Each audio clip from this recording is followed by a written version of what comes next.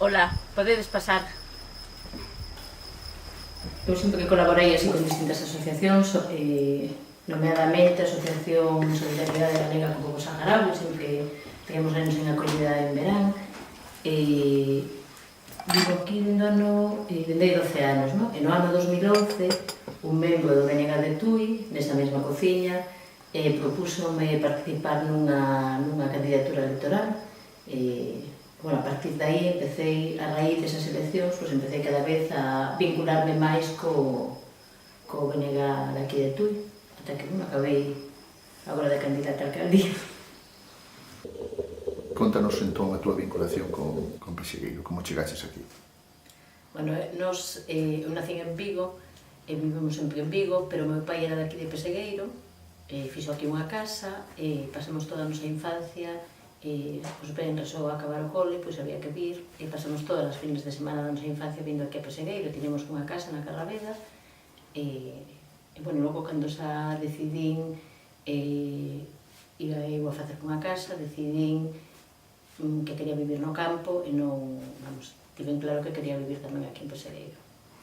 Pero non era, a casa de teu pai non era esta de aquí, non era neste lugar? O meu pai tiña unha casa na Carraveda, no barrio da Carraveda. Este é o barrio de Vilapouca. Esta é unha casa que atopei buscando por casualidade, pois atopei unha casa, esta é unha casa nova e rehabilitei a casa que está ao lado. Contame como é a túa vida aquí nunha parroquia, lonxe do que pode ser o bullicio de Vigo. Que tal o levas? Bueno, pois moi ben, porque eres sin vivir aquí, non? Ao principio un pouco complicado, porque cambiar de Vigo, que eu vivía no Calvario, vivíamos no Calvario, pero bueno, agora sou encantada. Complicado conciliar os desplazamentos, non? Eu traballo en Tomiño, os meus fillos están escolarizados en Tomiño, entón, bueno, a verdade é que un pouco difícil, non? Conciliar todo iso, as clases por las tardes, un pouco difícil iso, pero compensarme compensa con creces, non? Que están estudando agora? A nena vai en segundo de primaria, o neno vai en sexto, e o ano que ven empeza no instituto. No Instituto de Tui, vai aí? Sí, no Sampaio. Médica, actividades de tipo social, despois políticas, con fillos, foi complicado todo iso? Pois a verdade é que sí, bastante, non? O que pasa é que, bueno, houve moitísimo sacrificio persoal, que custoume sobre todo o primeiro ano que entramos no goberno.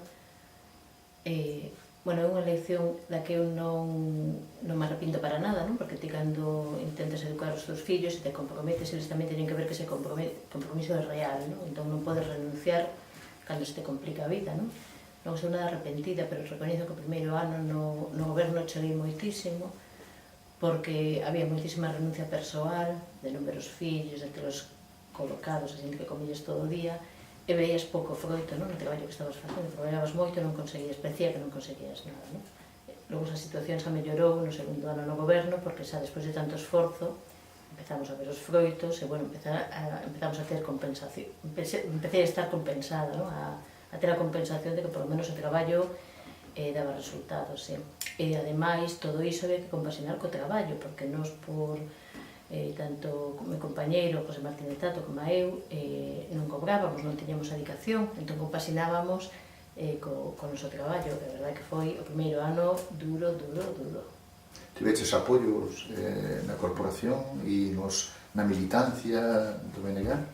Na militancia e nos simpatizantes do BNG, todo o apoio, todo. A corporación foi difícil ao principio porque tamén éramos 4 grupos políticos moi distintos. Eu, a verdade, non tiña ninguna experiencia, entón tamén hubo que, bueno, aprender moi rápido, facerte co funcionamento do Concello moi rápido, e foi, a verdade, que foi un pouco complicado o primeiro ano.